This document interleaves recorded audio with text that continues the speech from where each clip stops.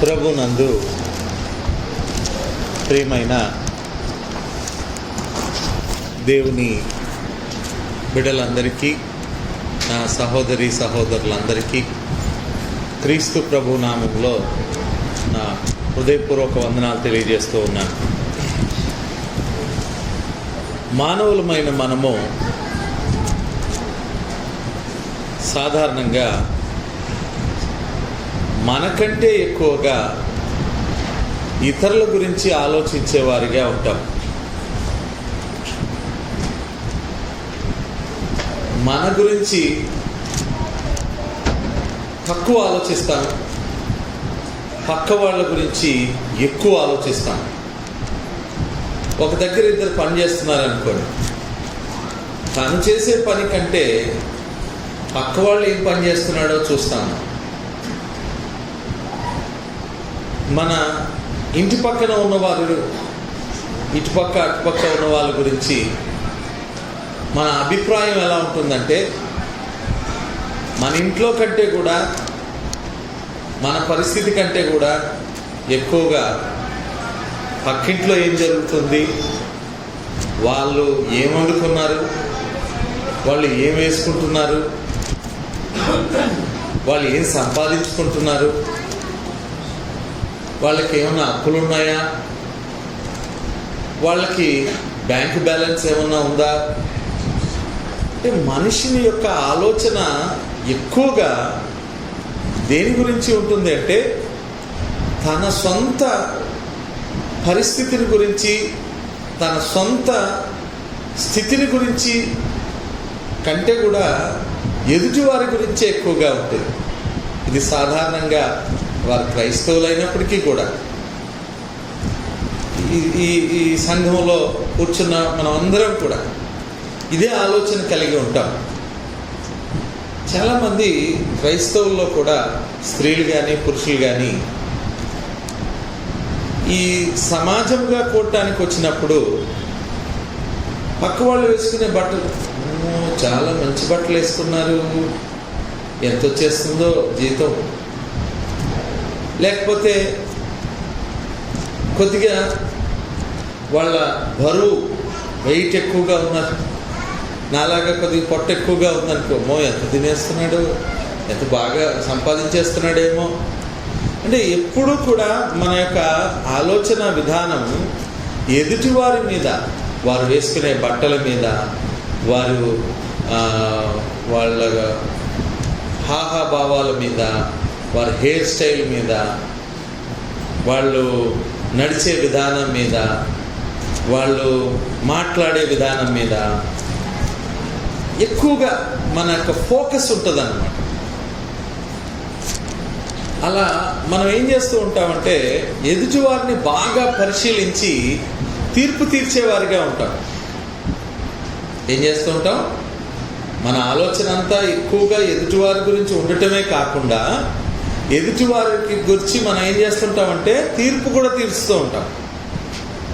కానీ ప్రభువైన యేసుక్రీస్తు వారు కొండ మీద చేసిన ప్రసంగంలో ఒక మంచి సంగతిని తెలియజేశాడు.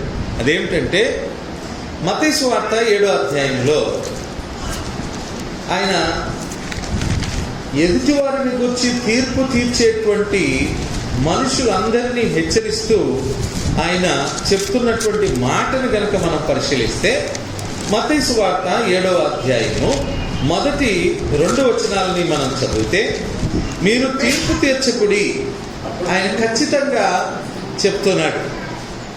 నువ్వు ఎదుటివారి గురించి ఆలోచిస్తున్నావు, ఎదుటివారి గురించి తీర్పు తీరుస్తున్నావు, అసలు నువ్వు తీర్పు తీర్చద్దు. ఖచ్చితంగా ఆయన చెప్పేశాడు, మీరు తీర్పు తీర్చకుడి, అప్పుడు మిమ్మును గూర్చి తీర్పు తీర్చబడదు. మీరు తీర్పు చొప్పునని మిమ్మును గూర్చి తీర్పు తీర్చబడును. మీరు కొలత చొప్పునని మీకును కొలవబడును. చాలా ఖచ్చితంగా ప్రభువైన యేసుక్రీస్తు వారు ఆయనను వెంబడించేటువంటి వారికి, శిష్యులు అని పిలువబడేటువంటి వారికి, క్రైస్తవులైనటువంటి వారికి ఖచ్చితంగా ఎదుటి వారి గురించి ఆలోచించేటువంటి వారి గురించి, ఎదుటివారి యొక్క స్థితిని ఆలోచించి వారిని తీర్పు తీర్చే వారి గురించి ఖచ్చితంగా ఈ మాట రాశాడు. ఇంకా ఒక మాటను మనం మన సహోదరులు వికి, అలాగే సహోదరులు మన పేరు మర్చిపోయారు, బ్రదరు చదివి వినిపించారు. మనకి మల్లికార్జున బ్రదర్ చదివి వినిపించారు. ఏం వినిపించారంటే కొరింథీయులకు రాసిన 2వ పత్రిక 13వ అధ్యాయము 5వ వచనం చదివి వినిపించారు. ఎంతో చక్కగా చదివి వినిపించారు. మనం ఎదుటి వారిని గురించి ఆలోచించేటువంటి మనం, పక్క వాళ్ళ యొక్క పరిస్థితుల గురించి ఎక్కువగా చింతపడిపోయేటువంటి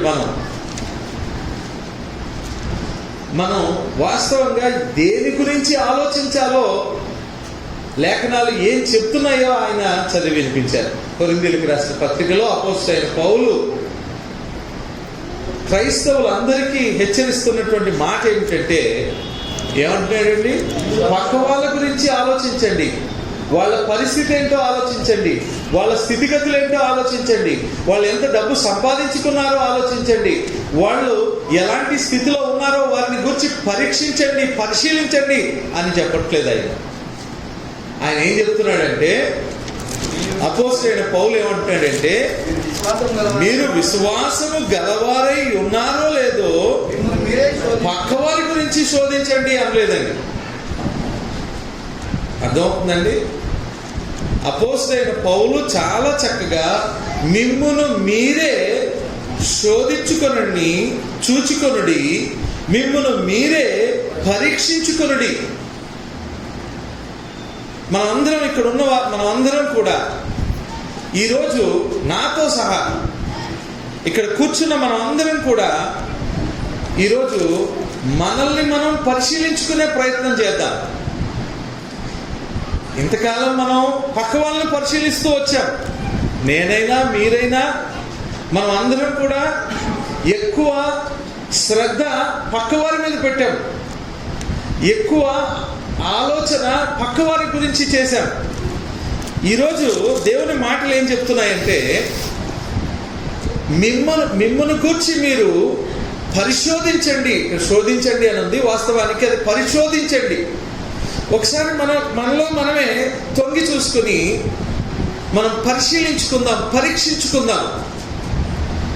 పక్కవాడిని పైనుంచి కింద వరకు పరిశీలించే నీవు కదా, ఏం మేకప్ వేసుకుంది, ఏం బట్టలు వేసుకుంది, ఎలాంటి హెయిర్ స్టైల్ ఉంది, ఎలాగ లావయ్యారా సన్నమయ్యారా అని మనం చూసే మనం, ఎలా నడుస్తున్నారు, ఎంత డబ్బు సంపాదించుకున్నారు, ఏ అప్పులు ఉన్నాయి లేకపోతే ఎంత, ఇదంతా ఆలోచించేటువంటి నీవు,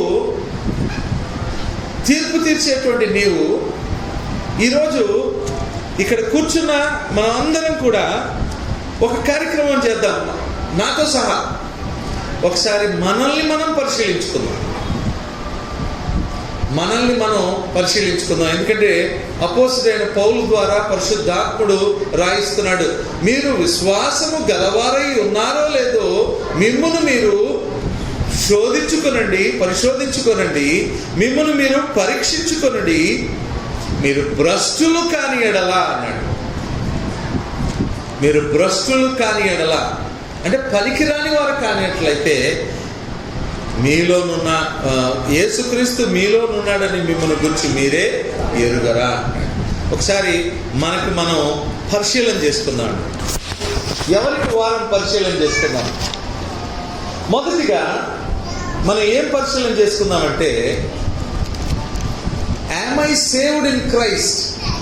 ఇక్కడున్న ప్రతి ఒక్కరు కూడా క్రీస్తులో నేను రక్షింపబడ్డానా?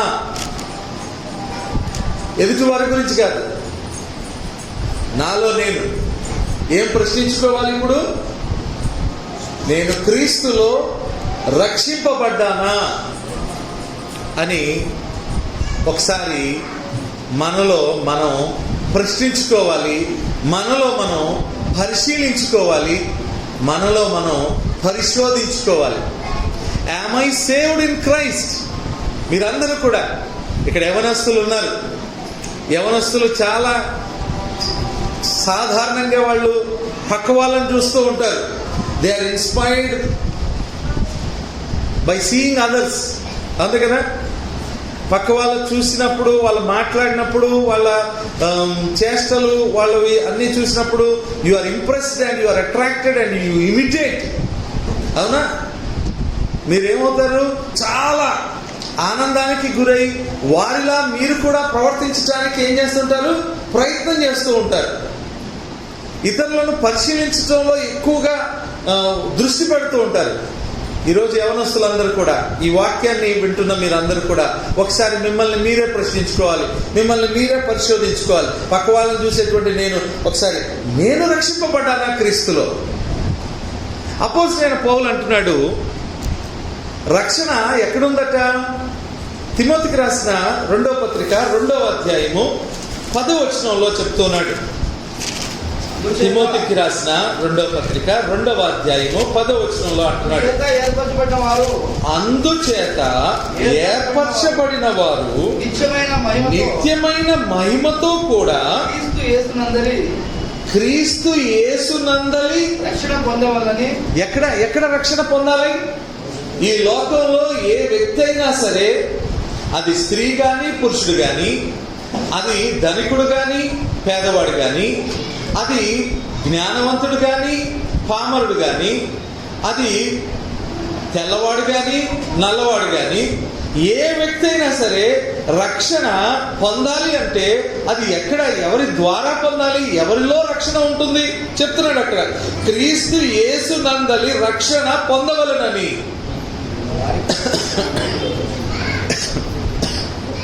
క్రీస్తు యేసులో రక్షణ ఉంది. ఆ క్రీస్తు యేసులో రక్షణ ఉంది గనుక నేను క్రీస్తు యేసునందలి రక్షణను పొందానా? ఏమ్మా, ఇక్కడ కూర్చున్నటువంటి పిల్లలు, యవన స్త్రీలు, యవన పురుషులు, మిమ్మల్ని మీరు ప్రశ్నించుకోవాలి. నేను క్రీస్తు యేసునందు రక్షింపబడ్డానా? రక్షణ ఇంకెక్కడా లేదు.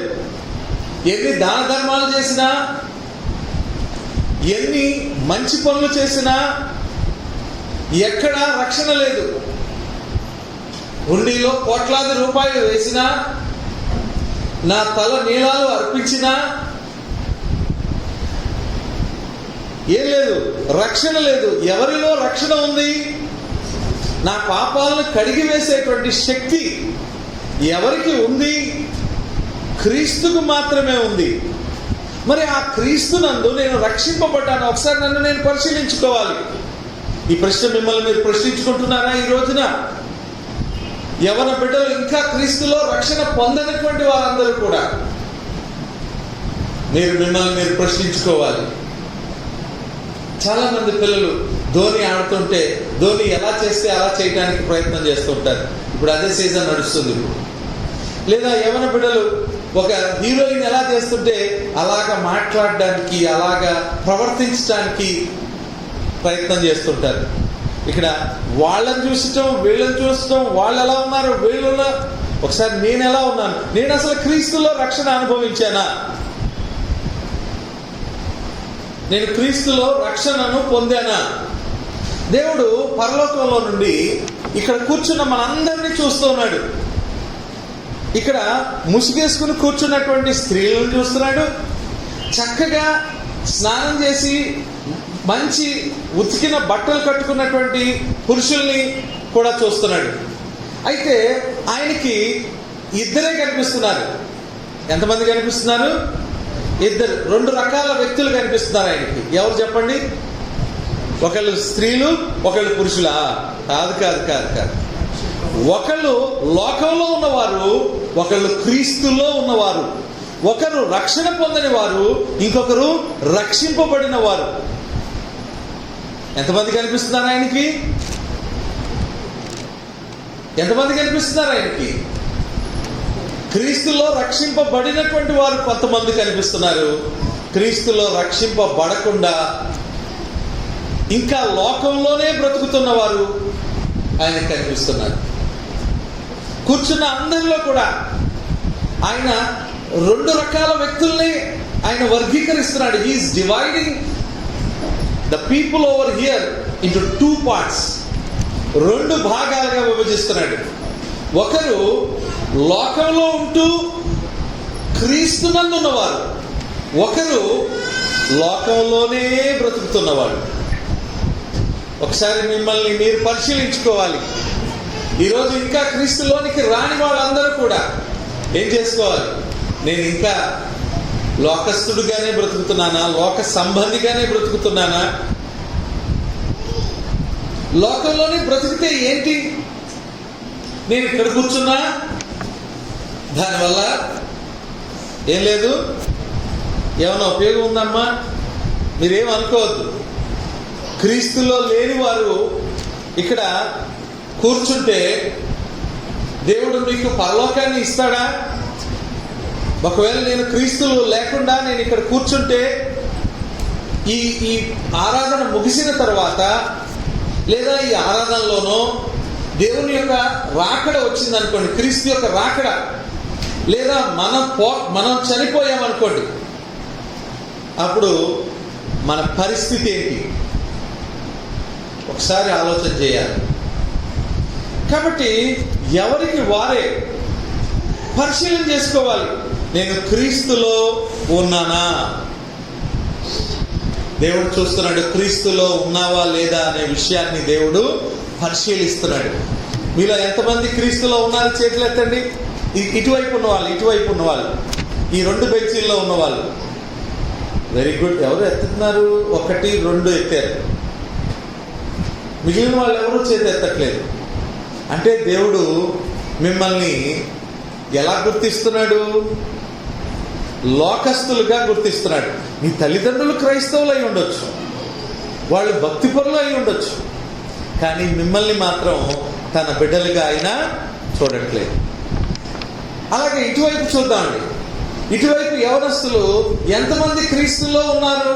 క్రీస్తులో రక్షింపబడ్డారు యవనస్తులు చేస్తున్నారు. కూడా యవనస్తులు ఎంతమంది? Very good. ఇక్కడ చాలా మంది ఉన్నారు. ఇంకా కొంతమంది చెయ్యట్లేదు. అంటే మీరు క్రీస్తులో ఒకసారి మిమ్మల్ని మీరు పరిశీలించుకోవాలి.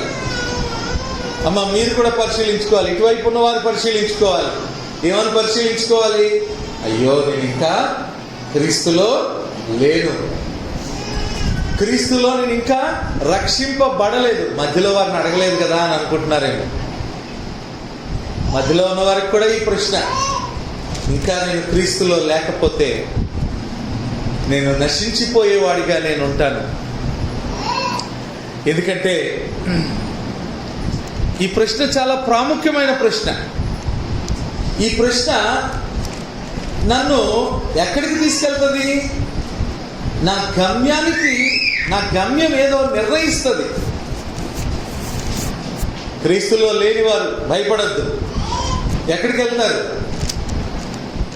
ఎక్కడికి వెళ్తారమ్మా? బైబిల్ ఏం చెప్తుందమ్మా? క్రీస్తులో లేనివారు ఎక్కడికి వెళ్తారని చెప్తుంది. గట్టిగా చెప్పాలి, మీరే చెప్పాలా? ఇక్కడ ఇంకా క్రీస్తులో లేని వాళ్ళు చెప్పాలి. పరిశీలించుకుంటున్నాం కదా మనం, చెప్పాలి. ఎక్కడికి వెళ్తాం మనం? నిత్య నరకాగ్ని. ఎందుకంటే క్రీస్తులోనే రక్షణ ఉంది. ఇంకా క్రీస్తులోకి నువ్వు రాలేదు. రాకపోతే, క్రీస్తు లోపలికి రాకపోతే నువ్వు ఎక్కడున్నావు? రక్షణ లేని చోటులో ఉన్నావు.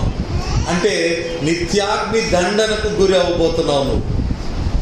అగ్ని ఆరదు, పురుగు చావదు. మార్కు సువార్త 9వ అధ్యాయంలో మనకు కనిపిస్తుంది ఈ మాట. కాబట్టి ఎవరికి వారే ఈరోజు పరిశీలించుకోవాలి. ఈరోజు క్రీస్తులో ఉన్నవారు లోకంలో ఉన్నారు, కానీ క్రీస్తులో ఉన్నారు. యోహాను సువార్త 17వ అధ్యాయంలో చెప్తున్నాడు ఈ మాట. యోహాను సువార్త 17వ అధ్యాయము. యోహాను సువార్త 17వ అధ్యాయము 16వ వచనాన్ని మనం చదివితే, నేను లోక సంబంధిని కానట్టు వారును అంటే ఎవరు? ఎవరైతే క్రీస్తునందున్నారో వారు లోక సంబంధులు. లోకంలోనే బ్రతుకుతున్నాం మనం, కానీ ఎవరైతే క్రీస్తులో ఉంటారో వాళ్ళు లోక సంబంధులు కాదు. ఎలాగైతే అనేక సార్లు నేను చెప్పిన ఉదాహరణ, సముద్రంలో ఉండేటువంటి చేప, ఉప్పు నీళ్ళల్లో ఉండేటువంటి చేప,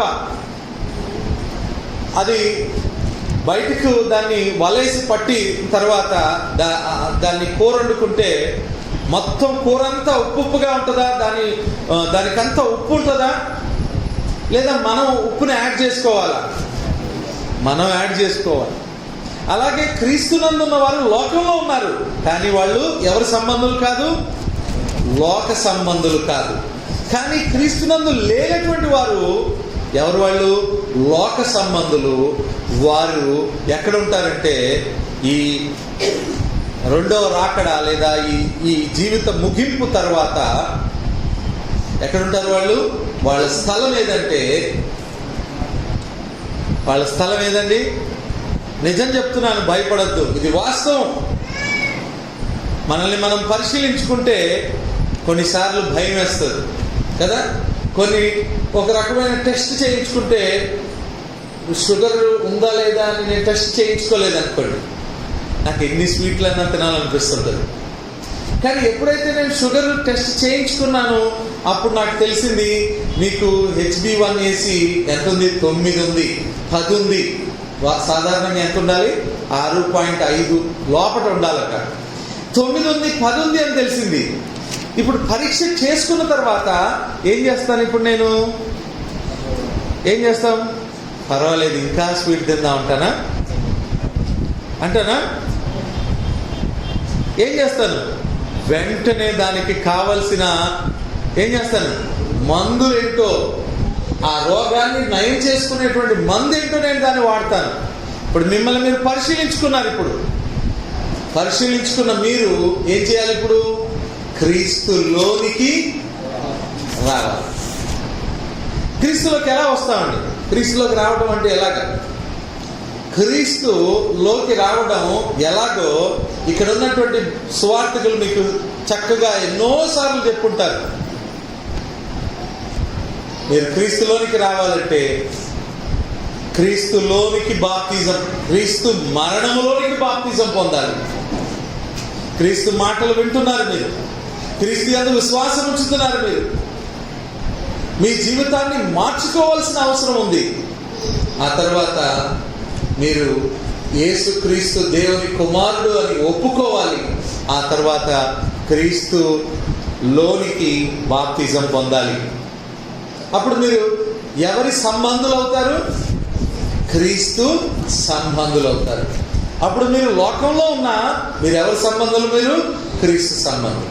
కానీ ఇప్పుడు పరిశీలన చేసుకుంటే, స్కాన్ చేసుకుంటే, నేను త్వరలోనే నా అంతం ఏంటో నాకు కనిపించింది. ఓకే, అప్పుడు నేను ఇప్పుడు ఏం చేయాలి? ఇప్పుడు నేను త్వరగా ట్రీట్మెంట్ తీసుకోవాలి. ట్రీట్మెంట్ చాలా సులువు, ట్రీట్మెంట్ చాలా ఉచితం. ఎవరైనా ఫీజు తీసుకుంటున్నారండి? ఇక్కడ వీళ్ళు ఎవరైనా ఫీజు తీసుకుంటారా? మీకు క్రీస్తును ప్రకటించడానికి ఎవరైనా ఫీజు తీసుకుంటున్నారా? ఎవరు ఫీజు తీసుకోవట్లేదు. ఉచితంగా మీకు ఏం బోధిస్తున్నారు? సువార్తను బోధిస్తున్నారు.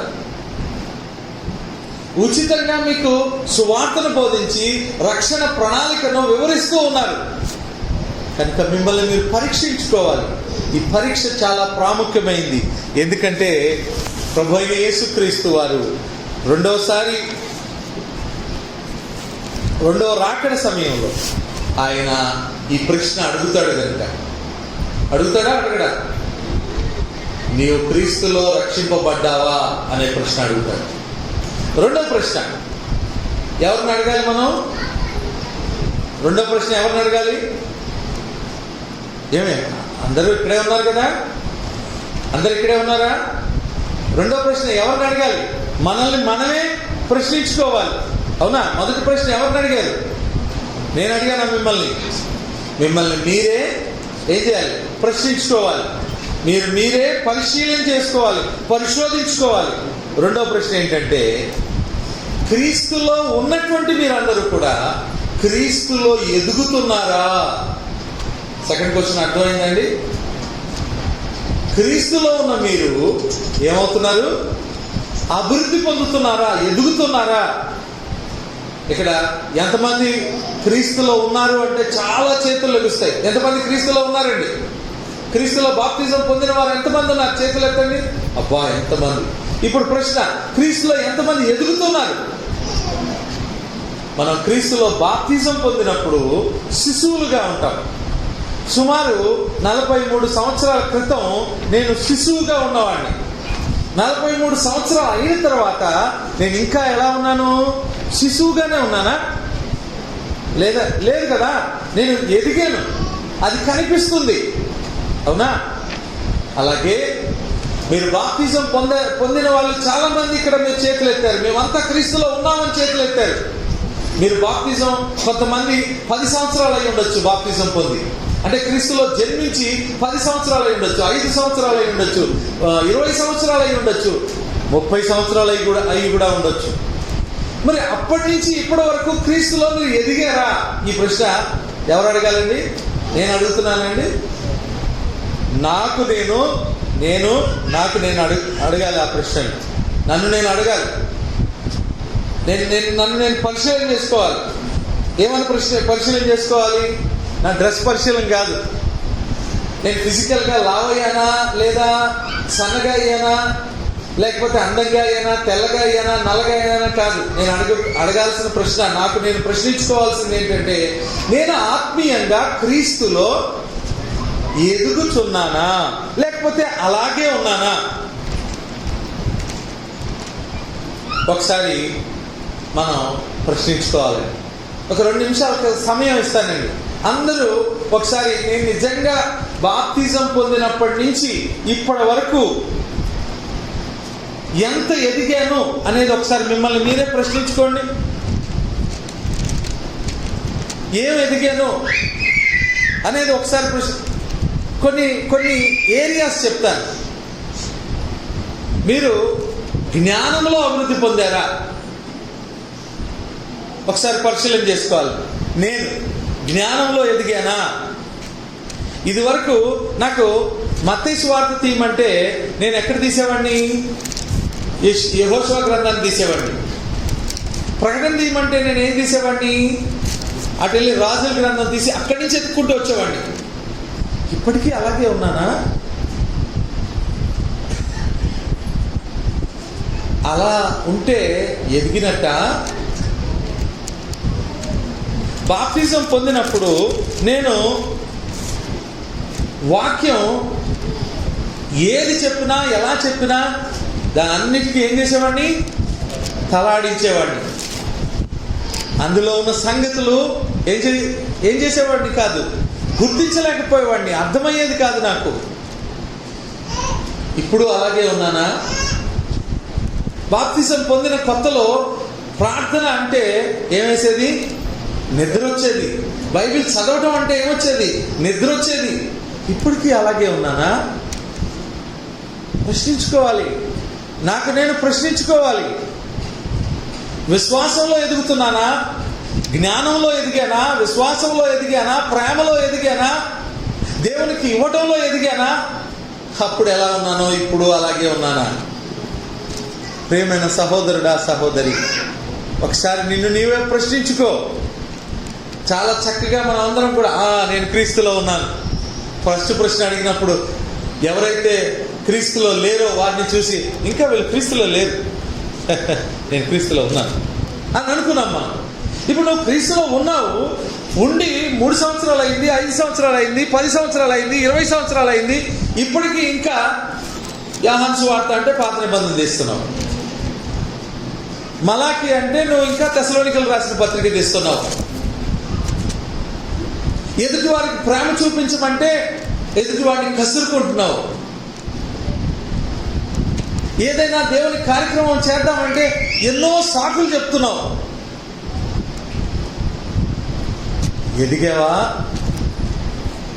ఒకసారి ఆలోచించాలి. అప్పుడు ఎలా ఉన్నానో ఇప్పుడు కూడా అలాగే ఉన్నాను అనుకోండి. 43 సంవత్సరాల క్రితం నేను శిశువుగా ఉన్నాను, అలాగే ఇప్పుడు కూడా ఉంటే మీరందరూ ఏమంటారు? ప్రసాద్ బాగా ఎదిగాడు అంటారా? అంటారండి. అప్పటిలాగే ఇప్పుడు ఉంటే ఎదిగాడు అంటారా? లేదు, అతను ఇంకా ఎదగలేదండి. అంటే ఎదుగుదల ఏమవుతుంది? కనిపిస్తుంది కదా. ఇప్పుడు నేను ఎదిగాను అంటే మీకు అందరికీ కనిపిస్తుంది. కనిపిస్తుందా? కనిపిస్తుంది.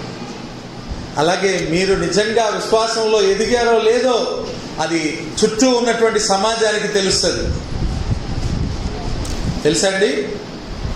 అపోస్తలుడైన పౌలు తెసలోనికయ ప్రాంతంలో ఉన్నటువంటి సంఘానికి ఏమంటాడంటే, మీరు నిజంగా విశ్వాసంలో అభివృద్ధి అయ్యారు, ఈ సంగతులు మీకు రాయటం కరెక్ట్ అంటాడండి. ఒకసారి చదువుదాం. తెసలోనికలకు రాసిన 2వ పత్రిక, తెసలోనికలకు రాసిన 2వ పత్రిక 1వ అధ్యాయం 3వ వచనం. సహోదరులారా, మేమెల్లప్పుడూ మిమ్మల్ని గూర్చి దేవునికి కృతజ్ఞతాస్తుతులు చెల్లించుటకు బద్ధులమై ఉన్నాము. మేమెప్పుడు కూడా, పౌలు అంటున్నాడండి, మేమెప్పుడు కూడా తెసలోనిక సంఘాన్ని గురించి మేము దేవునికి ఏం చేస్తున్నాం? కృతజ్ఞతాస్తుతులు చెల్లించడానికి బద్ధులమై ఉన్నాము. అంటే వీఆర్ వెరీ మచ్ కన్ఫైన్డ్ అంటున్నాడు. ఎందుకు? తప్ప ఇది రైటా రాంగా? ఇది యుక్తమే, దిస్ ఇస్ కరెక్ట్. మేము మీ గురించి దేవుడికి కృతజ్ఞతాస్తుతులు చెల్లించడం కరెక్ట్. ఎందుకు కరెక్ట్ అంటే చెప్తున్నాడు చూడండి. ఏలయనగా మీ విశ్వాసము బహుగా ఏమైందండి? అభివృద్ధి పొందుచున్నది. చూడండి, ఈరోజు మన విశ్వాసాన్ని చూసి ఎవరైనా ఇలాంటి సాక్ష్యాన్ని చెప్తున్నారా? మన విశ్వాసాన్ని చూసి ఎవరైనా ఇలాంటి సాక్ష్యం చెప్తున్నారా? మన విశ్వాసం అసలు కనబడుతుందా వేరే వాడికి? అసలు నిజంగా నువ్వు దేవునిలో ఎదుగుతున్నావు, అభివృద్ధి అవుతున్నావా? ఇది ప్రశ్నించుకోవాలి. ఇందాక చేతులెత్తిన మనం అందరం కూడా నేను క్రీస్తులో ఉన్నాను అని గర్వంగా, నేను క్రీస్తులో ఉన్నాను అని చెప్పిన మనం అందరం కూడా ఒకసారి పరిశీలన చేసుకోవాలి, పరిశీలించుకోవాలి. నేను అసలు ఎదుగుతున్నానా? నేను జ్ఞానంలో ఎదిగానా? ఎన్ని వచనాలు నాకు వచ్చాయి?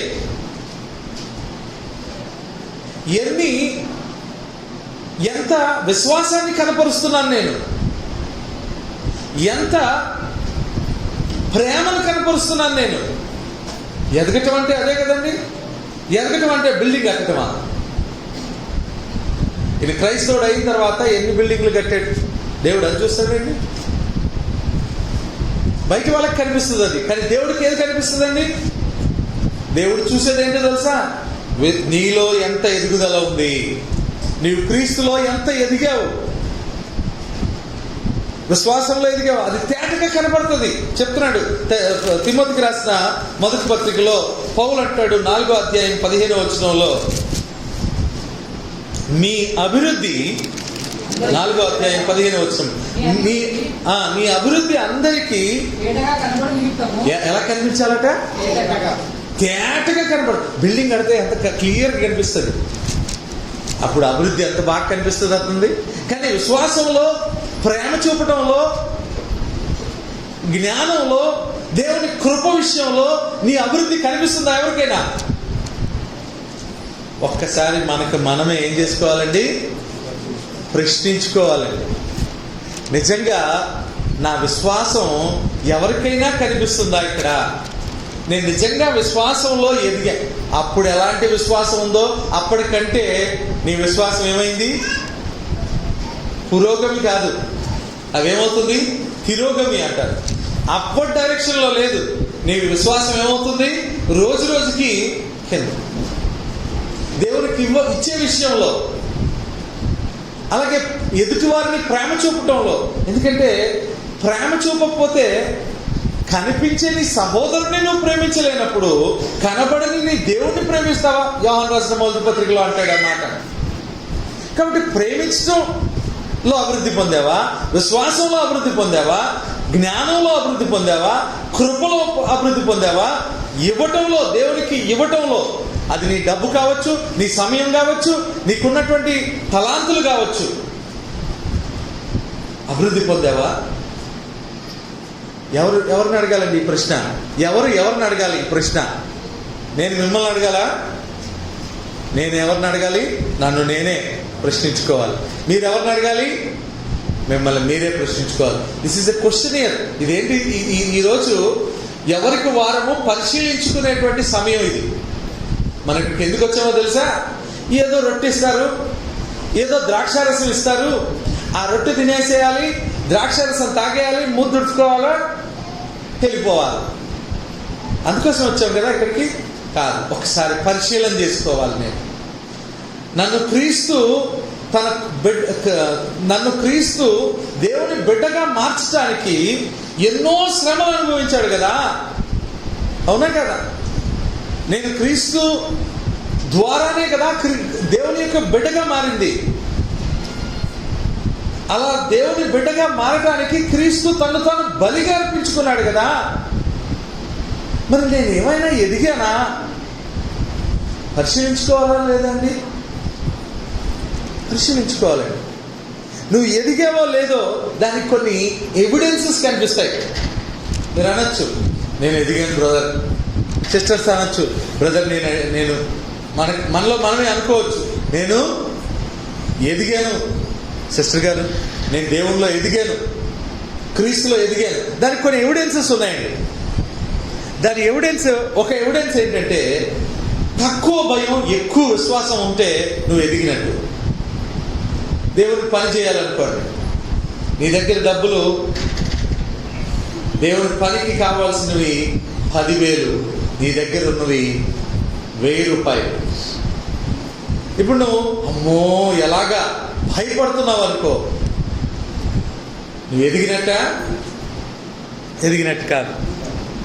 నువ్వు సంఘ కార్యక్రమాల్లో పాల్గొనట్లేదు, నువ్వు ఎదిగినట్ట.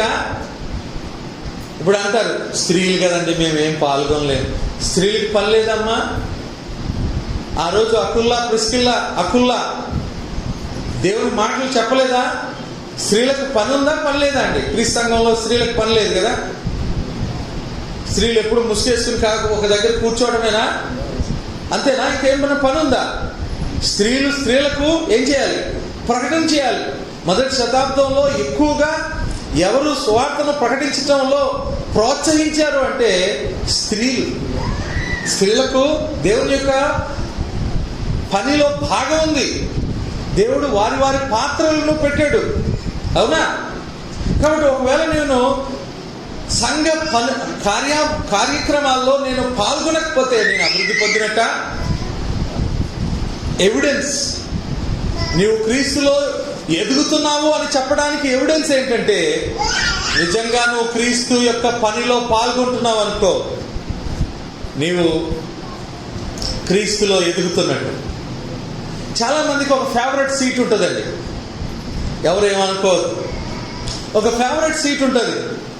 సంఘంలోకి రాగానే ఎవరైనా ఆ సీట్లో కూర్చుంటే, బాబు ఇది నా సీట్ అండి, అక్కడి నుంచి ఇంకెక్కడికి జరగరు వాళ్ళు. అంటే నేను అనేది అలా కూర్చోకూడదని కాదు.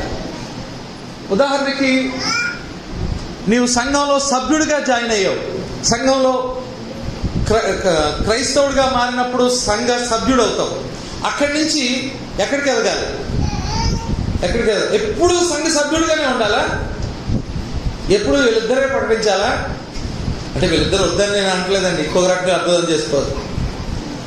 వీళ్ళిద్దరే పని చేయాలా? ఎప్పుడు ఎదుటి వారికి సువార్తను వీళ్ళిద్దరే ప్రకటించాలా? ఈ స్థాయిలో వీళ్ళే ఉండాలా? వెనక ఉన్న వాళ్ళు కూడా ఏమవ్వాలండి? సభ్యులు. వాళ్ళు రోజు వాళ్ళ జ్ఞానాన్ని అభివృద్ధి పరుచుకుంటూ వాళ్ళ పక్కనున్న వాళ్ళకి ఏం చేయాలి? సువార్తను ప్రకటించాలి.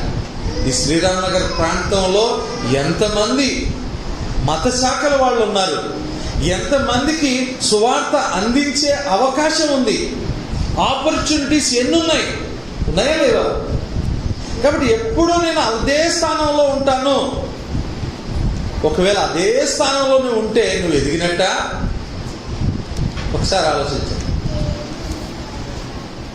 నాకు 5 ఏళ్ల పాప ఉంది, రెండో పాప. ఇప్పుడు మా 5 ఏళ్ల పాపని స్కూల్కి పంపించడానికి నేను బతిమలాడాలి, భోజనం పెట్టడానికి నేను బతిమలాడాలి, ఏ పని చేయించాలన్నా నేనేం చేయాలి? బతిమలాడాలి. ఆమె ఎదిగిందా? ఇంకా ఎదగలేదా? ఇప్పుడు ఒకసారి ఆలోచించేయండి. ఏదైనా కార్యక్రమం ఉంది, 10 గంటలకి స్టార్ట్ అవుతుంది, బతిమలాడాలా? నిజంగా మీ సువార్థికుడు బతిమలాడుతున్నాడు అంటే మీరు ఎదిగినట్ట? బైబిల్ క్లాస్ ఉంటుంది, రండి అమ్మా, రెండమ్మా రెండమ్మా. 12 గంటలకు ఆరాధన ఉంటుంది, రెండమ్మా. గృహ కూడిక ఉంటుంది, రెండమ్మా. 30 సంవత్సరాలు అయిందండి నేను బాప్తిజం పొంది. ఏం ఎదిగావు నువ్వు?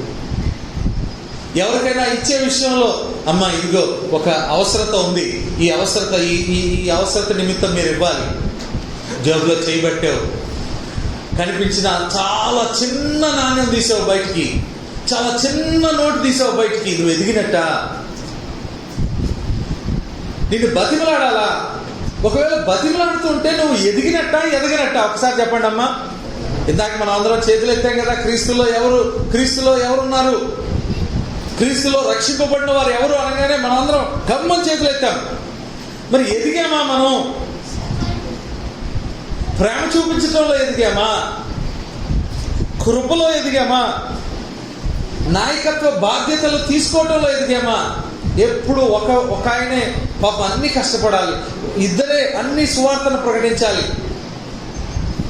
చూడండి, ఇంట్లో వివాహం అవుతుంటే మీకు ఇచ్చిన తలాంతులను బట్టి మీరు ఏం చేస్తారు? ఒకళ్ళేమో పెళ్లి కార్డులు పంచుతూ ఉంటారు కదండి, ఒకళ్ళేమో సరుకులు తెస్తుంటారు. నాకేమీ చెప్పలేదు నాకు అని మూలను కూర్చున్నాడు అనుకో, వాడు కుటుంబ సభ్యుడా, వాడు ఎదిగినవాడా? అటు ఇటు తిరిగి ఆడుకుంటున్నాడు అనుకో, వాడు అతను ఎదిగినవాడా? 30 సంవత్సరాలు అయింది బ్రదర్, నేను 20 సంవత్సరాలు అయింది. ఈ మెంబర్షిప్ ఎప్పుడు అనుకుంటున్నాను నాది? ఈ సంఘంలో ఎప్పుడు భూమి పుట్టినప్పటి నుంచి ఇక్కడే ఉన్నా నేను. ఏమి ఎదిగావయ్యా? భూమి పుట్టించినప్పటి నుంచి ఇక్కడే ఉంటే ఏమి ఎదిగావు? ఏమన్నా కార్యక్రమం చేస్తున్నావా? ఏమన్నా సహకరిస్తున్నావా? కాబట్టి నువ్వు ఎదిగావు అనడానికి కొన్ని గుర్తులు ఉంటాయి, కొన్ని చిహ్నాలు ఉంటాయి. You should add on Christian graces. మనం పేతురు రాసిన పత్రికలో చదువుతాం. ఏంటి? మొదటి అధ్యాయము 10వ వచనం నుంచి విశ్వాసమందు సద్గుణమునందు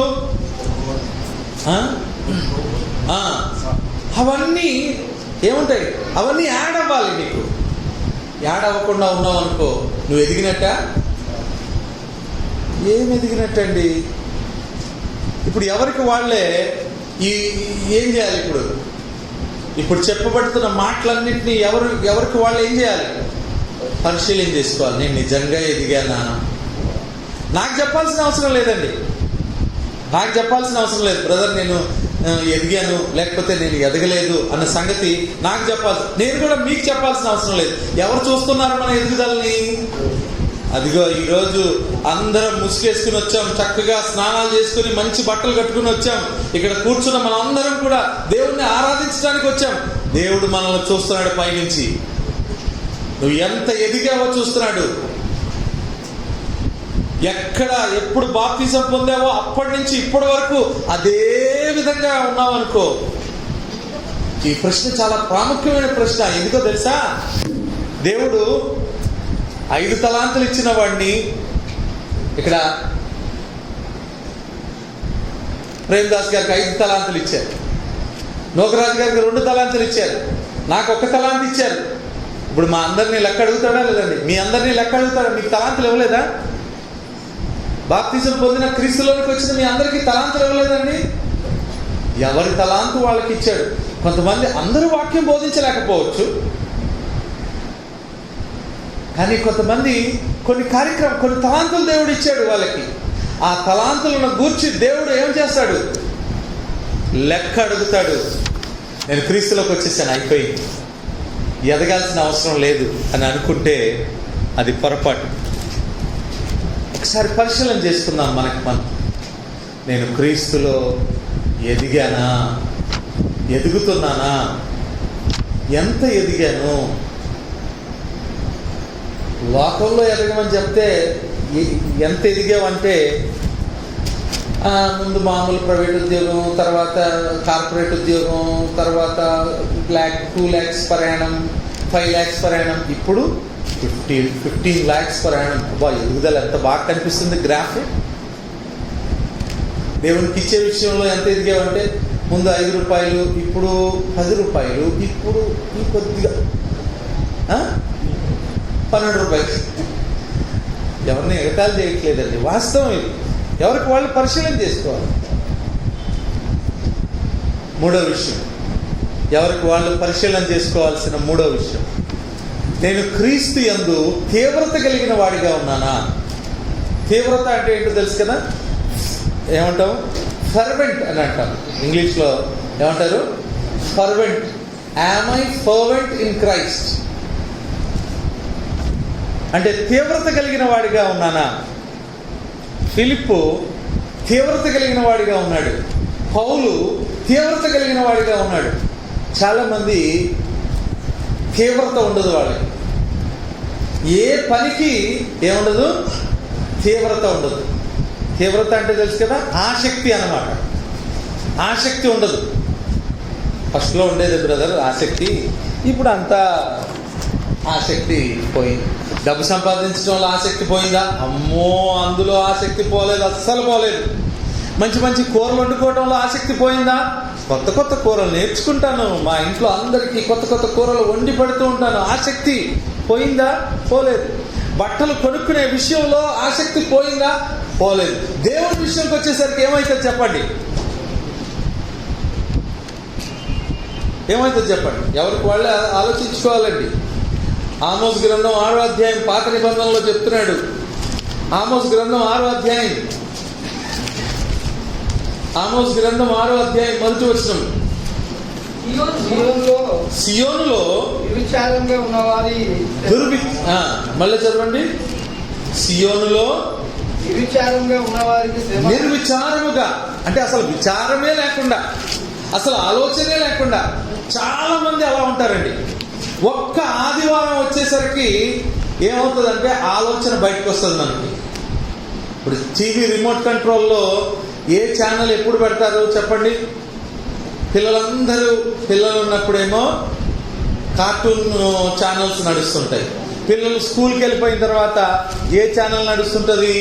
అమ్మా స్త్రీలందరూ చెప్పాలి, సీరియల్ ఛానల్ నడుస్తుంటుంది. ఆ తర్వాత ఇంట్లో భర్త వచ్చేసరికి ఏ ఛానల్ నడుస్తుంటుంది? న్యూస్ ఛానల్ నడుస్తుంటుంది కదా. అట్లనే మిగిలిన వారం అంతా కూడా నీకు సంబంధించినవే చేసుకుని ఒక్కసారిగా ఆదివారం రాగానే ఏ ఛానల్ స్విచ్ ఆన్ అవుతుంది చెప్పండి?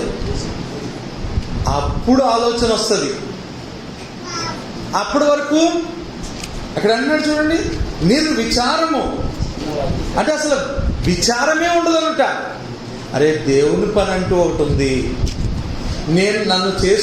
నన్ను క్రీస్తులో చేసుకున్నటువంటి దేవుడు మనల్ని ఎప్పుడు నిర్ణయించాడు? జగత్ పునాది వేయబడక ముందే దేవుడు నన్ను ఏర్పాటు చేసుకున్నాడు కదా. నేను దేవుని కొరకు పని చేయాలి కదా. ఇప్పుడు ఇక్కడి నుంచి వెళ్ళిపోయిన తర్వాత ఆలోచన ఉంటుందండి? దేవుని పని చేయాలని ఎంతమందికి ఆలోచన ఉంటుందండి? క్రీస్తులో ఉన్నవారికి. కొంతమందికి అసలు దేవుని పని ఏంటండి? ఆరాధనకు రాస్తే దేవుని పని అయిపోయింది కదా, ప్రభువుల తీసుకుంటే దేవుని పని అయిపోయింది, కానుకలేసాం దేవుని పని అయిపోయింది, అంతేనా దేవుని పని? అందుకోసమే దేవుడు మనకి ఈజీగా, ఎంత ఈజీ కదండి పరలోకం రావటం. పరలోకం ఈజీగా వచ్చేస్తుంది. ప్రతి ఆదివారం 12:30కి ఇక్కడికి వచ్చి ఏదో చెప్పిన మాటలు వినేసి ఒక గంట సేపు ఇక్కడ స్పెండ్ చేసి మళ్ళీ ఇంటికి వెళ్ళిపోయి మన ఛానల్స్ మన గొడవ మనది. అసలు యేసుక్రీస్తు గురించిన ఆలోచనే లేదు, ఆయన పని గురించిన ఆలోచనే లేదు. ఏమంటాడు అక్కడ? నిర్విచారము, అసలు విచారమే లేదు ఆయన గురించి. పరలోకం ఇచ్చేస్తాడు దేవుడు. మనందరి యొక్క అభిప్రాయం అదే. అసలు ఆలోచనే లేదు. అసలు నేను ఎవరినైనా రక్షణలో నడిపించాలి, నేను ఎవరికైనా వాక్యం చెప్పాలి, నా కుటుంబంతోనైనా నేను కాసేపు ఏం చేయాలి? కూర్చుని అందరినీ కూర్చోబెట్టి, కుటుంబ పెద్దగా లేదా కుటుంబంలో ఉన్నటువంటి యజమానురాలుగా లేదా కుటుంబ సభ్యుడిగా నేను కొద్దిసేపు వారిని కూడా ప్రోత్సహించాలి. నా పని చేసే దగ్గర క్రీస్తును వచ్చి వారికి పరిచయం చేయాలి. ఆలోచన ఉందా అండి? ఈ ప్రశ్న ఎవరు అడగాలండి? నేను అడుగుతున్నానా? ఎవరికి వారే ప్రశ్నించుకోవాలి. గత వారం రోజులు గత ఆదివారం నుంచి ఈ ఆదివారం వరకు ఎంతమంది యేసుక్రీస్తు పని గురించి ఆలోచన చేసి, యేసుక్రీస్తు ఈ భూమి మీద ఉన్నప్పుడు దేని గురించి ఆలోచించాడు? ఆయన ఏమి తిందును, ఏమి త్రాగుదును, ఎక్కడ పడుకుందును, ఏమి ధరింతును. ఆయన అడిగితే ఆయన ఏమన్నాడంటే, నక్కలకు బొరియలు ఉన్నాయి, ఆకాశ పక్షులకు గూళ్ళు ఉన్నాయి, మనిషి కుమారుడు తలవాల్చుకున్నట్టుగా ఏం లేదన్నాడు, స్థలం లేదన్నాడు. అతని ఆలోచన అంతా దేవుని పని గురించి. నాకేంటి భోజనం? దేవుని పని చేయడమే నా భోజనం అన్నాడు ఆయన. మరి నేను కొత్త కూరలు వండుకోవటం నా పని, డబ్బులు కూడబెట్టుకోవటం నా పని. ఒకసారి ఎవరికి వాళ్ళే ఆలోచించుకోవాలి. నిజంగా నేను ఆత్మయందు తీవ్రత కలిగిన వాడిగా ఉన్నానా? దేవుడు నన్ను ఏర్పాటు చేసుకున్నాడు. ఈ విశ్వంలో, ఈ భూమి మీద అనేక మంది ఉన్నప్పటికీ దేవుడు ఇదిగో ప్రసాద్, నువ్వే నా బిడ్డగా ఉండాలని నన్ను ఎన్నుకున్నాడు. అలాగా తన అరచేతిలో నన్ను చెక్కుకున్నాడు. జున్నుగడ్డ పేరబెట్టినట్లుగా ఆయన నన్ను పేరబెట్టాడు. యేసుక్రీస్తు రక్త ధారణ ద్వారా నన్ను కడిగి పవిత్రపరిచి తన సంఘంలో ఉంచాడు. ఇప్పుడు నేను ఆయన గురించి ఆలోచించాల్సిన పని లేదా? ఆలోచిస్తున్నానా నేను? రోమీలకు రాసిన పత్రికలో ఒక మాట చదువుదామండి. రోమీలకు రాసిన పత్రిక 12వ అధ్యాయము 11వ వచనం. రోమీలకు రాసిన పత్రిక 12వ అధ్యాయం 11వ వచనం. ఆసక్తి విషయంలో ఏమవుద్దంటాడు? మాంద్యులు అవ్వకూడదండి. ఆసక్తి విషయంలో ఎప్పుడు ఆసక్తితో ఉండాలి. దేవుని మాటలు చెప్పే విషయంలో ఆసక్తి. దేవుడు ఎప్పుడు చూస్తూ ఉంటాడు పైనుండి. దేవుడు ఎప్పుడు చూస్తూ ఉంటాడు ఎవరు నా పని పట్ల ఆసక్తి కలిగిన వారిగా ఉన్నారు. ఏదో డబ్బులు ఇచ్చేసాం, అయిపోయింది. దేవుడికి మనకి మిగిలిపోయిన డబ్బులు ఇచ్చేసాం, దేవుడికి అయిపోయింది. ఆదివారం వచ్చేగానే దేవుడికి ఏం చేశాను? నేను కొంత టైం పడేశాను. వారంలో ఎన్ని గంటలు ఉంటాయో అన్ని గంటల్లో 1 గంట 2 గంటలు దేవుడికి ఏం చేశాను? అలా ఇసిరేశాను. దేవుడికి ముష్టోడికి ఇసిరేసినట్టుగా పరలోకం వస్తుందా? ఒకసారి పరిశీలన చేసుకోవాలి. తీవ్రత ఉందా మనలో? నిజంగా తీవ్రత ఉండే వాళ్ళు చేసేటువంటి పని ఏంటంటే, నిజంగా దేవుని పని కోసం వాళ్ళు ప్రార్థన చేసే వాళ్ళుగా ఉంటారు. ప్రతిరోజు వాళ్ళు ఏం చేస్తారండి? ఈ ప్రాంతంలో సంఘము ఏమవ్వాలి? ఈ సభ్యులందరూ పోవాలని ప్రార్థన చేయరు. ఏమని ప్రార్థన చేస్తారండి? సంఘం అభివృద్ధి పొందాలి. సంఘం అభివృద్ధి పొందటం అంటే ఏంటండి? సంఘం అభివృద్ధి పొందటం అంటే ఏంటండి? ఈ బిల్డింగ్కి ఇంకొక బిల్డింగ్ కట్టడమా? కాదండి. ఏంటి? ఇప్పుడు ఆ కట్టిన అది ఉంది కదా, అక్కడ అందరు జనాలతో ఏం చేయాలి? నింపబడాలి. అది ఇప్పుడు కట్టిన స్థలం ఖాళీగా ఉంది. శ్రీరామ్ నగర్లో ఉన్నటువంటి సంఘంలో కూర్చోటానికి ఏం లేదు, స్థలం లేదు. అంతగా అభివృద్ధి పొందింది. దానికోసం ప్రార్థన చేయాలి, దానికోసం పని చేయాలి, దానికోసం నువ్వేం చేయాలి? నీ సాయి శక్తుల ఆత్మలో రక్షించడానికి కృషి చేయాలి, ఇన్వాల్వ్ అవ్వాలి. దేవుడు ఎప్పుడు కూడా చేసేవారిని చూస్తూ ఉంటాడు, మాట్లాడేవారిని కాదు. లోకాసువార్త 12వ అధ్యాయం 43వ వచనంలో, లోకాసువార్త 12వ అధ్యాయం 43వ వచనాన్ని ఒకసారి చదివితే, ఎవరి ప్రభు వచ్చి వాడు అలాగూ చేయకుండా కనుమను ఆ దాసుడు ధన్యుడు. పని చేసేవాడిని చూసినప్పుడు ఆ పని చేసేవాడు ఏమవుతాడట? ధన్యుడు అవుతాడట. వాడు దేవుడు చూస్తున్నాడు. ఈ రోజున నువ్వు ఆతృతగా పని చేస్తున్నావా దేవుని కోసం, ఆత్మల రక్షించడం కోసం? నాకేం పట్టింది? ఈ సంఘం ఎవరిది?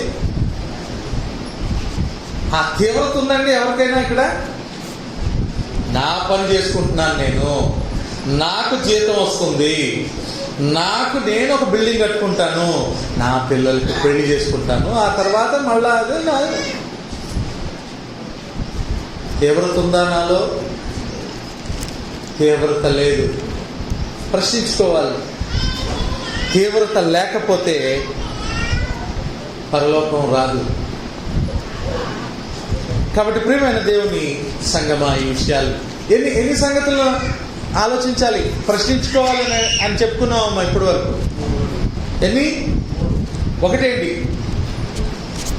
ఒకటేంటి? నేను క్రీస్తులో రక్షింపబడ్డానా? రెండోది ఏంటి? క్రీస్తులో నేను అభివృద్ధి పొందుతున్నానా? మూడోది ఏంటి? క్రీస్తులో ఆసక్తి కలిగిన వాడిగా, ఆతృత కలిగిన వాడిగా ఉన్నానా ఆయన పని విషయంలో? నాలుగోది చూద్దామా, ముగించేద్దామా? ఈయన వస్తే ఎక్కువసేపు చెప్తాడు అనుకుంటున్నారా? నాలుగోది చూద్దామండి. క్రీస్తులో నేను స్థిరముగా ఉన్నానా? ఒక ఆయన ఒక ఇంటి ముందు ఒక రాతితో ఏనుగు బొమ్మను చెక్కించాడు. చెక్కడం తెలుసు కదా మనకి. శిల్పకారుని తెచ్చి పెద్ద ఏనుగు బొమ్మ. ఈ ఏనుగు బొమ్మ ఆయన చనిపోయిన తర్వాత కూడా అక్కడే ఉంది. వాళ్ళ కొడుకు పిల్లలు చనిపోయే వరకు అక్కడే ఉంది. అర్థమైందా? ఎండొచ్చినా, వర్షం వచ్చినా, నీడొచ్చినా, చలి వచ్చినా, తుఫాన్ వచ్చినా, జలప్రళయం వచ్చినా అక్కడే ఉంది. ఇప్పుడు ఆ ఏనుగుని ఎలా ఉందంటాం? స్థిరంగా ఉంది అంటాం. క్రైస్తవుడు కూడా అలాగే ఉండాలి. ఎలా ఉండాలి? స్థిరంగా ఉండాలి. మరి నేను స్థిరంగా ఉన్నానా? అయ్యో, నేను ఎందుకు స్థిరంగా లేదండి? నేను స్థిరంగా ఉన్నాను. ఎవరైనా కొత్త బోధ తీసుకొచ్చి చెప్పారనుకోండి, ఏమైపోతాం మనం? ఎవరైనా కొత్త బోధ తీసుకొచ్చి చెప్పారనుకో, మనకి యేసు దేవుడు కాదు, అవునా? నెక్స్ట్ వీక్ ఏం బోధ? పక్కవాడితో నువ్వేం బోధిస్తావు? యేసు దేవుడు కాదంట. తెలుసా నీకు? ఏమో, నిజమేనేమో అది. నువ్వు స్థిరుడువా? చెప్పండి. ఒక మత శాఖ వాడి బోధన వింటావు టీవీ ఛానల్లో. చాలా మందిని మనం చూస్తుంటాం. ఆ బోధన విని ఏం చేస్తావు? ఇక్కడికి వచ్చి నీ పక్కన సహోదరుడికి లేదా సహోదరికి ఏం చెప్తుంటావు? ఉపవాసం ఉంటేనంట, 3 వారాలు ఉపవాసం ఉంటే నీకు గర్భం తెరుస్తారంట. నీకు కాదు, నువ్వు సంతోషిస్తున్నావు, నీ గర్భం తెరవడు. అలాగే చెప్తున్నాను సంగతి. స్త్రీలు చెప్పుకుంటారు అలాగా. అంటే వాళ్ళ విశ్వాసం ఎంత ఉందో చూడండి.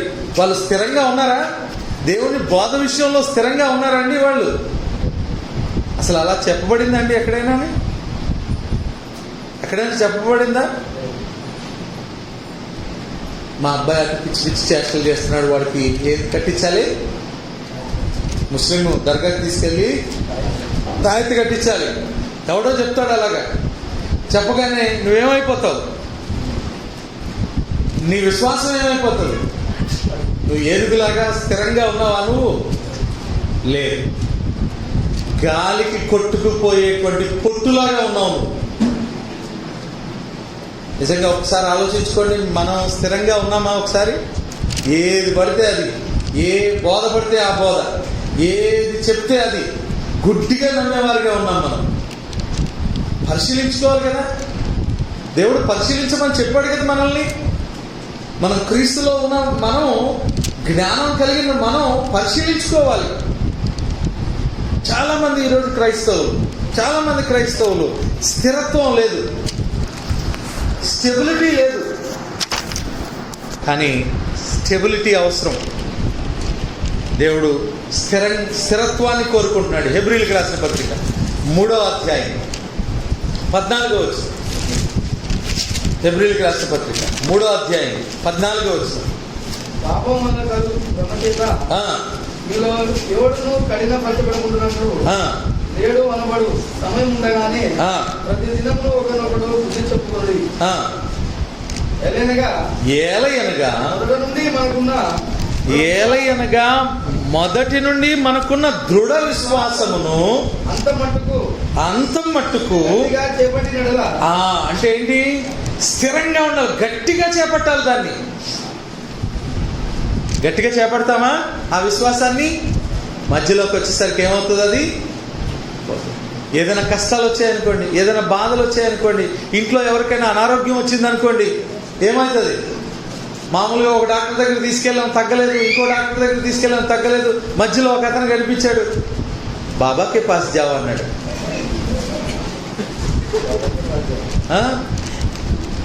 బాబాకే పాస్ జావో పూరా కమ్ హో జాతా. ఏమవుతుంది? విశ్వాసం గట్టిగా ఉందా నీకు? అయిపోయా. నీ స్థిరత్వం ఏమైంది? నల్ల కోడి పెట్టను తీసుకురా, 4 గుడ్లు తీసుకురా, దిష్టి తీసి 4 కొడలు ఉన్నటువంటి రోడ్డు మీద పడే క్రైస్తవులు. నీ విశ్వాసం ఏమైంది? దృఢంగా ఉన్నావా నువ్వు? అస్సలు ఒకసారి పరిశీలన చేసుకోవాలండి. ఒకసారి ఆలోచన చేయాలి మనం. ఎలాంటి కష్టం వచ్చినా, ఎలాంటి నష్టం వచ్చినా, ఇబ్బంది వచ్చినా మనం తొలగని వారిగా, కదలని వారిగా మనం ఉండాలి. కొలసీలకు రాసిన పత్రిక 1వ అధ్యాయం 23వ వచనంలో చూడండి. కొలసీలకు రాసిన పత్రిక 1వ అధ్యాయం 23వ వచనం. పునాది మీద కట్టబడిన వారై స్థిరంగా ఉండి. ఎలా ఉండాలంటారు సార్? మనం ఎవరి మీద కట్టబడ్డాం సార్? యేసు క్రీస్తు అనే పునాది మీద కట్టబడ్డాం. మనం ఎలా ఉండాలండి? స్థిరంగా ఉండాలి. స్థిరత్వం ఉంటుందా? పొద్దున్న లెగిస్తే ఒక దగ్గరికి, ఈరోజు భక్తి అని పొద్దున్నే లెగిసి నేను ఎప్పుడు దేవునిలోనే గడుపుతాను బ్రదర్. నిజంగా మా కాంగ్రిగేషన్లో ఒక ఆవిడ ఏమంటుందంటే, నేను ఎప్పుడు దేవునిలోనే గడుపుతావు అమ్మ అంటే, అబ్బా చాలా. నేను ఆమె గురించి అందరికీ కూడా చెప్పాను. ఏమనంటే, నిజంగా ఇదిగో ఫలానా సిస్టర్ ఎప్పుడు దేవుడిలో గడుపుతుందంట, ఎప్పుడు దేవుని మాటలే వింటూ ఉంటుందంట. ఇంట్లో ఉన్నా ఎక్కడున్నా సరే దేవుని మాటలు. ఒకరోజు వాళ్ళ ఇంటికి వెళ్తే ఆవిడ ఏమంటుందో తెలుసా? సతీష్ కుమార్ గారి ప్రసంగం వింటుంది. బ్రదర్, నేను ఎప్పుడు ఆయన మెసేజే వింటాను, దేవుడి మాటలే. సతీష్ కుమార్ దేవుని మాటలు చెప్తాడా? ఇప్పుడు చాలా మంది కోపం వస్తుందేమో, రావచ్చు. ఏ మనిషి సొంత బోధ, సొంత అభిప్రాయాలు, సొంత ఆలోచనలు దేవుని మాటలు కాదు. నేనైనా సరే, నేను చెప్పిన మాటలైనా సరే, నా సొంతంగా నేను ఏదైనా చెప్పాను అనుకోండి, నా ఆలోచనలు నేను చెప్పాను, నా అభిప్రాయాలు చెప్తే నా మాటలు కూడా వినకూడదు. నేనెవరండి చెప్పడానికి? ఇంకా నేను అనుకున్నాను ఆ అమ్మాయి, ఆవిడ చాలా చక్కగా దేవుని మాటలు చదువుతుందేమో, లేదా దేవుని గురించిన వాక్యం కొంత, ఇప్పుడు వాయిస్ ఏమొచ్చింది ఇప్పుడు దీనికి, బైబిల్ రీడింగ్ వచ్చింది, అలా వింటదేమో అనుకున్నాను. కానీ ఆవిడేం చేస్తుంది? సాక్ష్యాలు వింటుంది. ఇంకొక ఆయన ఉంటాడు, ఆయన పేరేంటండి? ఆయన పేరేదో ఉంది, నాకు తెలియదు. కాదు, టచ్ అంటాడు కదా, పడిపోతారు. అదే చాలా మంది ఏంటో. ప్రవీణ్ కుమార్, బెల్లంపల్లి. ఆమె స్థిరంగా ఉందా ఆమె? అరే, నువ్వు దేవునిలో ఉండవే, దేవుని యొక్క మాటలు నువ్వు ఆలోచించాలి. కానీ ఈరోజు క్రీస్తు సంఘానికి చెందిన వాళ్ళు ఇక్కడ ఉన్నటువంటి పరిస్థితి ఏంటంటే, మనం ఏ పునాది మీద కట్టబడ్డాం? మనం క్రీస్తు పునాది మీద కట్టబడ్డాం. మనం ఎలా ఉండాలి? మనం స్థిరంగా ఉండాలి ఆ పునాది మీద. ఆ స్థిరత్వం ఉందా? లేదు. ఏ బోధ పడితే ఆ బోధ, ఎవరు చెప్తే వాళ్ళ మాటలు వినడం, ఆ మాటలు తీసుకొచ్చి మళ్ళీ ఏం చేయటం? మనం వినడమే కాకుండా మళ్ళా పక్క వాళ్ళకి ఆ మాటలు అంటించటం. అంటే తాను చెడిపోవడమే కాకుండా ఇతరులు కూడా ఏం చేస్తున్నారు? చెడిపేస్తున్నారు. ఎన్ని ప్రశ్నలు ఇప్పటి వరకు? 3, 4? 4. 5వ ప్రశ్న, నేను నిజంగా క్రీస్తులో ఉన్నందుకు ఆనందిస్తున్నానా? దీంతో ముగించేస్తాను, కంగారు పడద్దు. నేను నిజంగా క్రీస్తులో ఉన్నందుకు ఆనందిస్తున్నానా? చాలా మంది క్రీస్తులో ఉన్నందుకు ఆనందిస్తున్నారా? నిజం చెప్పండి, క్రీస్తులో ఉన్నందుకు ఆనందిస్తున్నారా? ఎప్పుడు చూసినా చాలా మందిని గమనిస్తుంటారు. మనం సెకండ్ ఇచ్చిన బ్రదర్ అన్ని ఇబ్బందులే, అన్ని కష్టాలే, అన్ని బాధ, ఎక్కడ లేని కష్టాలన్నీ నాకే. అక్కడ చీటీ కట్టాలి, ఇక్కడ చీటీ కట్టాలి. క్రీస్తులో ఉన్నందుకు నీకేమైనా ఆనందం ఉందా? కొన్ని ఒక్క మాటైనా క్రీస్తులో ఉన్నందుకు నేను ఆనందిస్తున్నాను. ముఖంలో తేట, ముఖంలో కళ అనిపిస్తుందండి. ఆ రోజు అపోస్తులు ఎలా ఉన్నారండి? ఎలా ఉన్నారు? సంతోషంగా ఉన్నారు. మనం క్రీస్తులో జన్మించినప్పుడు ఎంత సంతోషంగా ఉంటాం, నీళ్ళలో నుంచి బయటకు వచ్చిన తర్వాత అమ్మయ్య నాయన. కానీ ఆ సంతోషం కొద్ది కాలం అయిన తర్వాత ఏముంటుంది? మొక్క అంతా. చాలా మంది వందనాలు చెప్తే కూడా ఎలా చెప్తారు తెలుసా? అప్పుడే ఐసీయూ పేషెంట్ ఆ ఐసీయూ వార్డు నుంచి బయటకు వస్తే ఇంకా ఎట్లుంటుంది ముఖం? ఇది ఆ మాట కూడా సరిగ్గా రాదు. ఆనందం ఉందా అతనికి? క్రీస్తులోకి వచ్చినందుకు ఆనందం ఉందా? క్రైస్తవ జీవితాన్ని జీవిస్తున్నందుకు ఆనందం ఉందా? ఒకసారి మనమే ప్రశ్నించుకోవాలి. ఎన్ని బాధలున్నా నేను క్రీస్తులో ఉన్నందుకు నేనేం చేయాలి? సంతోషపడాలి. ఎందుకంటే ఈ లోకాన్ని విడిచిపెడితే నాకు గ్యారంటీగా నేను వెళ్తాననే స్థలం నాకు తెలుసు, మనకు తెలుసు కదండి. తెలుసా తెలీదా? ఇంకా డౌట్గానే ఉందా? తెలుసు. ఎక్కడికి వెళ్తాను? ఖచ్చితంగా నేను నరకానికి పోతాను. అలాగా కాదు, ఖచ్చితంగా క్రీస్తుతో కూడా దేవునితో కూడా నేను ఉండే స్థలానికి నేను వెళ్తాను. ఈ లోకం, నా బంధువులు ఎవ్వరు నన్ను లెక్క చేయకపోయినా, ఎవ్వరు నన్ను దరికి రానివ్వకపోయినా, నేను ఎక్కడికి వెళ్తాను? ఈ లోకం తర్వాత క్రీస్తుతో కూడా ఉంటాను. ఆయన ఇచ్చే ఐశ్వర్యాన్ని ఆయన నా ప్రతి కన్నీటి బిందువును ఆయన ఏం చేస్తాడు? తుడుస్తాడు. ఈ సంతోషం ఎవరిలో కనిపిస్తుందండి? నిజంగా అనుభూతిని కలిగిన వారిలో కనిపిస్తుంది నిజంగా ఆ సంతోషం. కానీ ఒక క్రైస్తవుడు ఇంకొక క్రైస్తవుడిని కలిసినప్పుడు ఎలా కలుస్తుంటాడు? ఎలాంటి భావనతో ఉంటాడు? ప్రార్థన చేసినా లేకపోతే మాట్లాడినా ఆ సంతోషం, ఇన్వర్డ్ హ్యాపీనెస్ ఉంటుందండి. ఆ హ్యాపీనెస్ ఉంటుందా? ఆ సంతోషం ఉంటుందా? ఉండదు. ఆ ఇన్వర్డ్ సంతోషం ఎందుకు ఉండదు తెలుసా? ఎందుకంటే నీవు నీ గురించి ఆలోచించుకో. ఎప్పుడు ఎవరి గురించి ఆలోచిస్తుంటావు? సంతోషం లేకపోవడానికి గల మొదటి కారణం ఏంటి తెలుసా? ఎదుటి వాళ్ళ గురించి ఆలోచించటం. అదిగో కారు కొన్నాడంట, ఇన్ని రోజుల నుంచి కష్టపడుతున్నా, నేను ఒక్క కారు కొనుక్కోలేదు. ఏమొచ్చింది నీలో? బాధ, వేదన. క్రీస్తులో నేనున్నాను, క్రీస్తులో లేడు. నేను గొప్పవాడిని. నేను క్రీస్తులో ఈరోజు నేను మరణించినా నా కోసం ఏముంది? జీవ కిరీటం ఉంది. అంతేనండి. ఈ లోకంలో డబ్బున్న వాళ్ళని చూసినప్పుడు మనం ఏమవ్వాలండి? ఈర్ష్యపడాల్సిన అవసరం లేదు. వాళ్ళు చూసి నవ్వుకోవాలి. ఏమని? లాజరు బాధపడ్డాడండి తానున్న స్థితిని బట్టి. బాధపడ్డా? కళ్ళు మూయగానే ఎవరొచ్చారు? కళ్ళు మూయగానే ఎవరొచ్చారు ఆయనకి? ధనవంతుడు ఎవరొచ్చారు? లాజర్కి ఎవరొచ్చారు? కళ్ళు మూయగానే ఎవరొచ్చారంటే దేవదూతలు వచ్చారు. ఎవరైతే క్రీస్తులో మరణిస్తారో, క్రీస్తునందు ఉంటారో, వాళ్ళు ఎప్పుడు కూడా వాళ్ళు సంతోషించే వారిగా ఉండాలి. సంతోషంగా గడపాలి వారి జీవితాన్ని. ఆనందించుడి, మరలా చెప్పుదును. ఎవరిలో? టీవీ చూసుకుంటా నీకు ఇష్టమైన టీము విన్ అవుతుంటే ఆనందం కాదు. అర్థమైందా? అబ్బాయి కోడలు చచ్చిపోవాలి, అత్తని ఎంత ఎంచాలని పెడుతుంది, చచ్చిపోవాలి నెక్స్ట్ ఎపిసోడ్లో చచ్చిపోవాలి, అమ్మయ్య చచ్చిపోయింది, ఎంత ఆనందం. ఆనందం కాదు ఏమ్మా, క్రీస్తులో నువ్వు ఉన్నందుకు ఆనందం. అర్థమవుతుందండి? క్రీస్తులో నువ్వు జీవిస్తున్నందుకు ఆనందం. క్రీస్తులో నీకు పరలోకం ఉంది కాబట్టి నీకు ఆనందం. రోమీయులకు రాసిన పత్రిక 5వ అధ్యాయం 11వ వచనంలో చెప్తున్నాడు. అంతేకాదు, మన ప్రభు అయిన యేసుక్రీస్తు ద్వారా మనము దేవుని యందు అతిశయపడుచున్నాము. ఎవరిలో అతిశయపడుతున్నాను?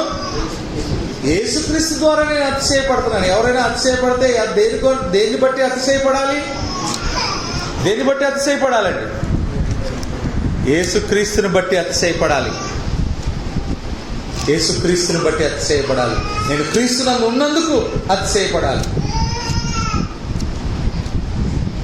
ప్రియమైన దేవుని సంగమా, ఇదే రోమీయులకు రాసిన పత్రికలో అపోస్తలుడైన పౌలు అంటున్నాడు 14వ అధ్యాయం 17వ వచనంలో ఏమంటే, ఇక్కడ దేవుని రాజ్యము భోజనము పానము కాదు కానీ నీతి సమాధానమును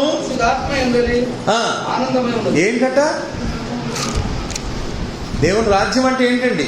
నువ్వు దేవుని రాజ్యంలో ఉన్నావంటే ఏంటి? పరిశుద్ధాత్మనందలి ఆనందం ఉండాలి నీకు. నీతి సమాధానము పరిశుద్ధాత్మనందలి ఆనందం నీకు ఉండాలి. ఆనందం లేకుండా ఎప్పుడు దిగాలుగా ఉన్నావు అనుకో. ఆత్మఫలాల్లో రెండో ఆత్మఫలం ఏంటండి?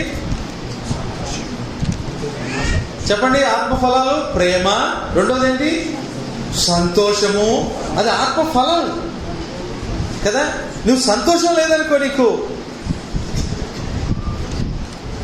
ఒకసారి పరిశీలన చేసుకోవాలి. ఈరోజు ఇక్కడ ఉన్నటువంటి మనం అందరం కూడా ఈరోజు ప్రభువుని, తండ్రి అయిన దేవుణ్ణి, యేసుక్రీస్తు ద్వారా పరిశుద్ధాత్మ ప్రేరణతో ఆరాధనకు వచ్చిన మనం అందరం కూడా, ఆరాధించడానికి వచ్చిన మనం అందరం కూడా ఒకసారి మనల్ని మనమే ప్రశ్నించుకుందాం. టైం చాలా అయినట్టుంది. నేను టైం చూసుకోలేదు, చాలా అయింది కదండి. అసలు నిజంగా క్రీస్తులో నేను రక్షింపబడ్డానా? రక్షింపబడిన నేను క్రీస్తులో ఎదుగుతున్నానా? క్రీస్తునందు ఆసక్తి నాకు ఉందా? అలాగే క్రీస్తులో నేను స్థిరంగా ఉన్నానా? క్రీస్తులో ఆనందం, సంతోషం నాకుందా? పరిశీలన చేసుకోవాలండి. పరిశీలన చేసుకుని ఒకవేళ మనలో లేకపోతే ఏం చేయాలి? మళ్ళా పక్క వాళ్ళ గురించి ఏడవకూడదండి. వాటిని అభివృద్ధి పరచుకోవాలి. యవనస్తులు, ఇంకా క్రీస్తులో లేని వాళ్ళు దయతో మీరు గమనించండి. క్రీస్తులో లేకపోతే మీకు దేవుడు ఇచ్చేటువంటి దేంటో తెలుసు కదా మీకు. ఏంటి? ఏమిస్తాడు ఆయన?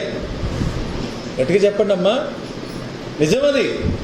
క్రీస్తులో లేని వారికి ఏం కలుగుతుంది? శిక్ష. క్రీస్తునందులు ఉన్న వారికి ఏ శిక్షా విధి లేదు. దానికి ఆపోజిట్ ఏంటి? క్రీస్తునందు లేని వారికి ఏముంటుంది?